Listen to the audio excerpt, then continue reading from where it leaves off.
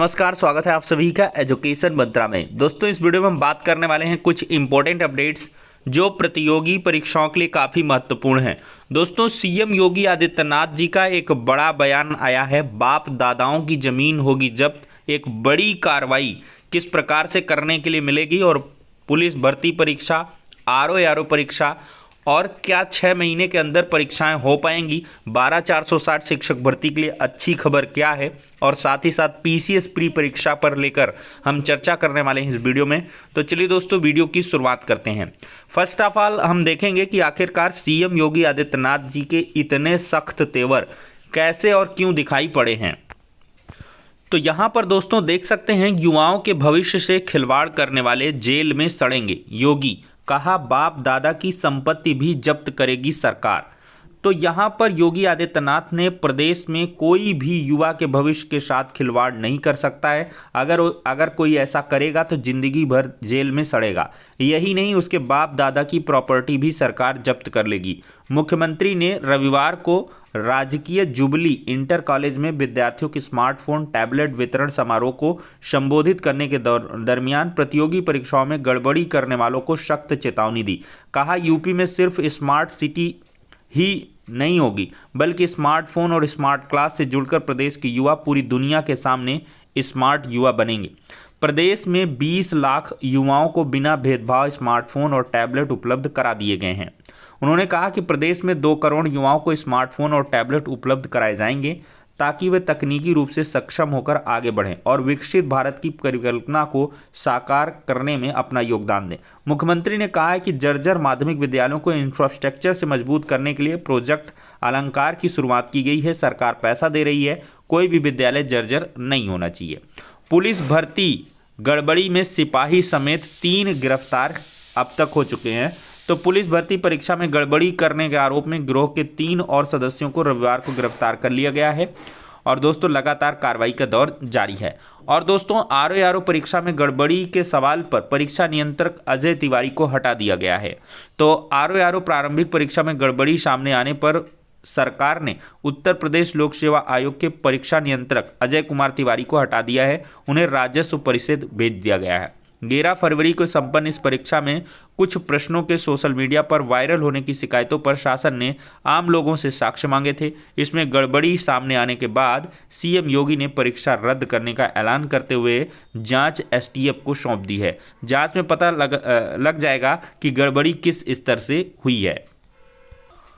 और दोस्तों, आज की डेट यानी कि दोस्तों 4 मार्च के दिन लखनऊ में एक बड़ा धरना प्रदर्शन नई प्राथमिक शिक्षक भर्ती को लेकर हो रहा है और कल भारत समाचार की तरफ से ये ट्वीट भी देखने के लिए मिला है। शिक्षक भर्ती अभ्यर्थियों का कल बड़ा प्रदर्शन, प्रदेश भर से कल लखनऊ पहुंचेंगे अभ्यर्थी। सोशल मीडिया के जरिए अभ्यर्थियों को बुलाया गया।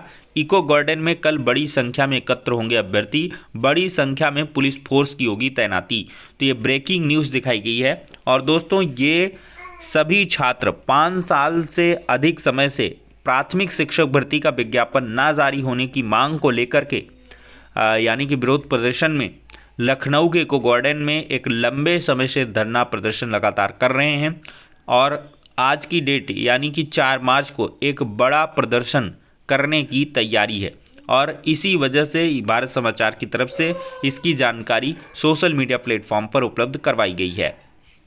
यहाँ पर भी दोस्तों देख सकते हैं, लोकसभा चुनाव की सरगर्मी शुरू हो गई तो युवा भी कमर कसने लगे हैं। अपने मुद्दों को लेकर युवाओं में चर्चाओं का दौर शुरू हो गया है।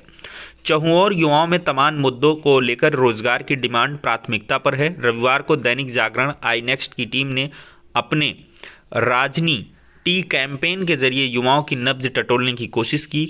झलवा के घुंघरू चौराहे के पास जमा छात्र छात्राओं ने अपने मुद्दे राजनी टी कैंपेन में साझा किया। युवाओं ने एक स्वर में कहा कि युवाओं की ज़रूरत रोजगार है। सरकार को युवाओं को रोजगार की गारंटी देना चाहिए। रोजगार की समस्या का समाधान हो जाए तो देश की तमाम समस्या अपने आप खत्म हो जाएंगी। दोस्तों, पीसीएस प्री परीक्षा 17 तारीख को है और इस हफ्ते जारी होगा प्रवेश पत्र। 5,74,000 अभ्यर्थियों ने इस परीक्षा के लिए आवेदन किया है। शुचितापूर्ण परीक्षा कराना रहेगा चुनौतीपूर्ण। तो ये परीक्षा देखते हैं, असमंजस में है। हो सकता है इसको पोस्टपोन कर दिया जाए। 17 तारीख को परीक्षा है और इस हफ्ते ही आपको एक नोटिस मिल सकता है कि पीसीएस परीक्षा 17 तारीख को संपादित हो पाएगी या नहीं भी।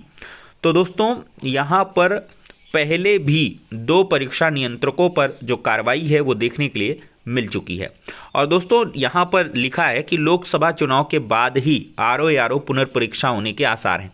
शासन ने समीक्षा अधिकारी, सहायक समीक्षा अधिकारी परीक्षा निरस्त होने के साथ ही 6 महीने में पुनर्परीक्षा कराने के निर्देश दिए हैं। लोकसभा चुनाव करीब है और अगले हफ्ते अधिसूचना जारी हो सकती है। ये बहुत ही इंपॉर्टेंट यहाँ पर अपडेट आपको मिल गई है कि जो अगला हफ्ता है मिड मार्च तक आपकी आचार संहिता लागू हो सकती है। तो ऐसे में पुनर्परीक्षा चुनाव के बाद ही कराए जाने के आसार हैं। पेपर लीक मामले में परीक्षा निरस्त की गई है। और दोस्तों आयोग किसी भी परीक्षा के लिए पहली बार इतनी बड़ी संख्या में आवेदन लिया था। आरओ के 411 पदों के लिए 10 लाख अभ्यर्थियों ने आवेदन किए थे। प्रारंभिक परीक्षा के लिए प्रदेश के 58 जिलों में 2387 केंद्र बनाए गए थे। दोस्तों यहाँ पर सेम हाल पुलिस भर्ती परीक्षा का भी है। 6 महीने में नई कंपनी का चयन कर परीक्षा कराना मुश्किल होगा और असली गुनहगार को पकड़ना भी बाकी है। तो दोस्तों सिपाही नागरिक पुलिस भर्ती की लिखित परीक्षा कराने के लिए उत्तर प्रदेश पुलिस भर्ती और प्रोन्नति बोर्ड अब अन्य विकल्प पर विचार कर रही है।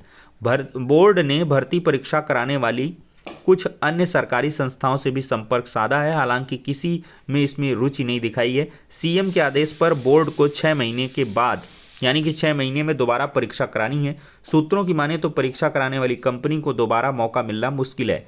बोर्ड के सामने दिक्कत यह है कि पहले भी परीक्षा कराने के लिए कोई कंपनी रुचि नहीं दिखा रही थी। टीसीएस ने मना करने के बाद राजी हुई एक कंपनी को काम तो दिया, लेकिन वह परीक्षा सकुशल कराने में विफल रही। और दूसरी ओर बोर्ड के अधिकारी लिखित परीक्षा के अन्य विकल्पों पर विचार कर रहे हैं। दरअसल बीते कुछ वर्षों के दरमियान जो मामले सामने आए हैं उसमें से अधिकतर में प्रश्न पत्र प्रिंटिंग प्रेस की मिली भगत से लीक हो गया है। हालांकि प्रश्न पत्रों की प्रिंटिंग का काम हाई सिक्योरिटी प्रेस को दिया जाता है, लेकिन वहां सुरक्षा और व्यवस्था का जिम्मा प्रेस प्रबंधन का ही रहता है। इसमें भर्ती बोर्ड के अधिकारी यह मंथन कर रहे हैं कि लिखित परीक्षा कराने के लिए क्या तरीका अपनाया जाए। तो दोस्तों अभी लंबा समय लग सकता है। और दोस्तों एट लास्ट हम बात करेंगे 12,460 शिक्षक भर्ती के लिए। अच्छी खबर ये है दोस्तों कि इस हफ्ते मुझे जो जानकारी मिल रही है कि आपको एक बेहतर न्यूज़, गुड न्यूज़ देखने के लिए मिल सकती है। वो आपके स्कूल आवंटन को लेकर हो सकती है। तो दोस्तों देखेंगे, इंतज़ार करेंगे, लेकिन जब तक कोई चीज़ सामने ना आ जाए तब तक आप उसको श्योरिटी नहीं मान सकते हैं। तो देखते हैं, ये हफ्ता काफ़ी निर्णायक साबित होने वाला है, क्योंकि अगर अगले हफ्ते आचार संहिता लागू हो गई तब 12,460 शिक्षक भर्ती का चैप्टर लोकसभा चुनाव के बाद ही खुल पाएगा।